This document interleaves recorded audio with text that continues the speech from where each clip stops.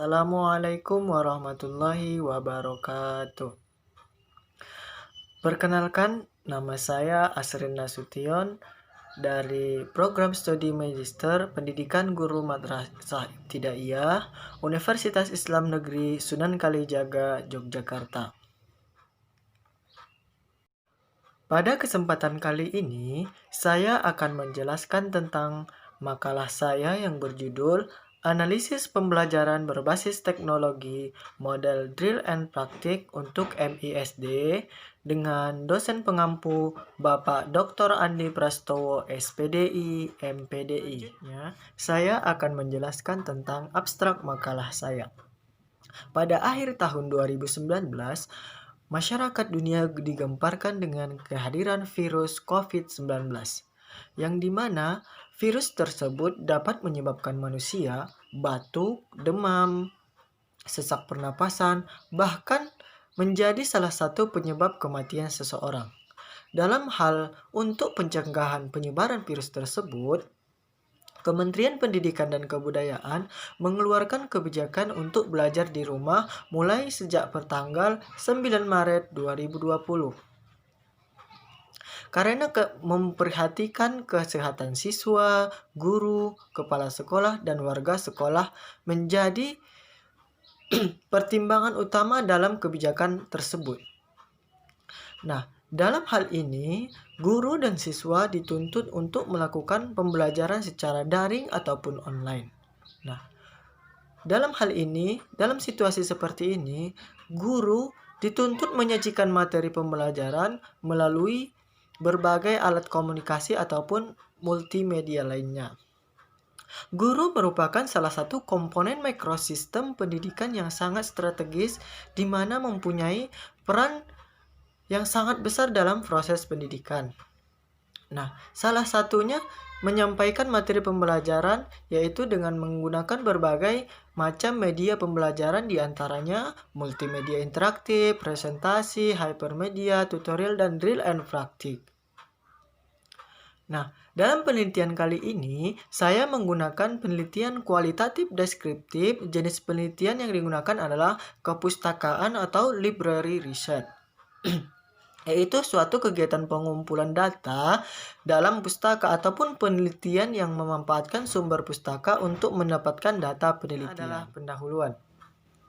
Seluruh dunia pada akhir tahun 2019 digemparkan dengan kehadiran virus COVID-19 di Wuhan, China, yaitu virus yang dapat menyebabkan manusia batuk, demam, sesak pernapasan, bahkan bisa menjadi penyebab kematian seseorang. Penyebab utama penularan virus ini adalah bersentuhan langsung dengan penderita ketika batuk, bersin, ataupun kontak langsung dengan air liur ataupun cairan lendir hidung dari seseorang yang terinfeksi. Dalam hal guna rangka mencegah penyebaran virus COVID-19 tersebut, Kementerian Pendidikan dan Kebudayaan mengeluarkan kebijakan belajar di rumah mulai 9 Maret 2020. Karena mempertimbangkan ataupun memperhatikan kesehatan siswa, guru, kepala sekolah, dan warga sekolah menjadi pertimbangan utama dalam hal pengambilan kebijakan pendidikan tersebut. Nah, selanjutnya, dalam Undang-Undang Nomor 12 Tahun 2012, Pasal 31 menjelaskan pembelajaran jarak jauh merupakan proses pembelajaran yang dilakukan secara jarak jauh melalui penggunaan berbagai media komunikasi. Melihat hal tersebut, tentu perlu adanya perbaikan dalam kegiatan pembelajaran. Guru harus dapat memilih metode yang lebih tepat sesuai materi yang akan diajarkan. Guru sebagai tenaga kependidikan dituntut untuk selalu kreatif.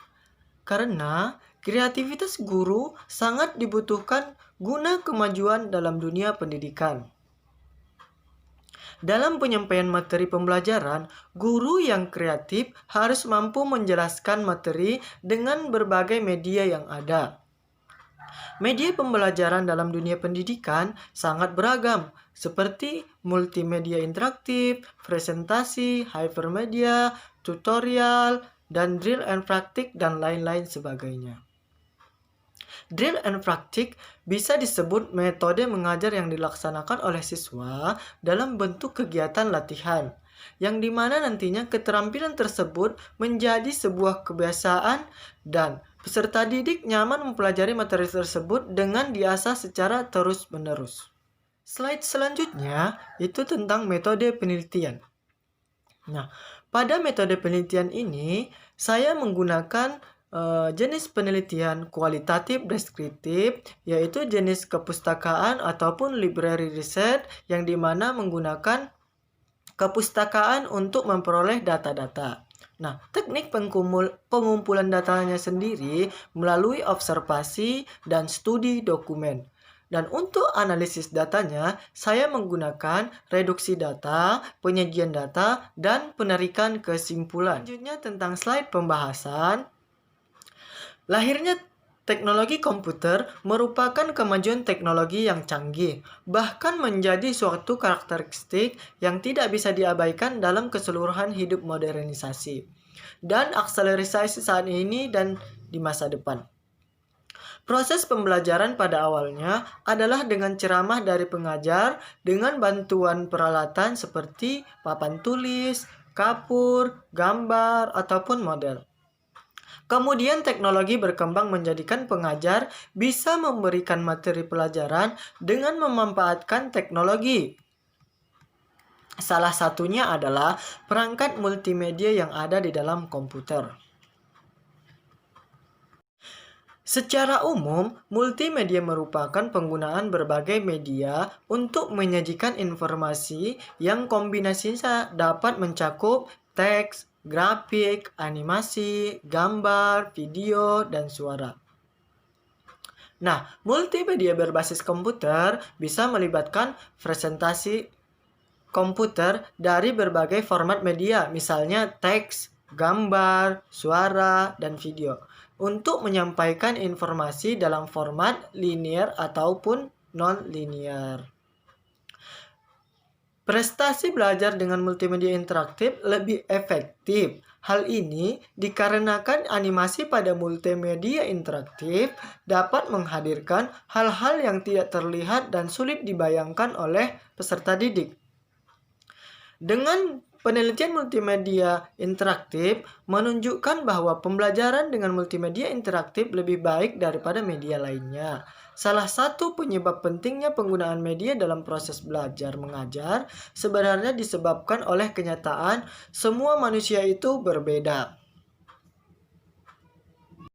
Metode pembelajaran drill and practice ini merupakan teknik pengajaran yang dilakukan berulang kali untuk mendapatkan keterampilan dan dibutuhkan untuk mengingat secara matematis. Metode drill and practice ini dapat diterapkan dalam pembelajaran materi hitungan, bahasa asing, dan peningkatan pemberdarahan kata-kata ataupun vocabulary.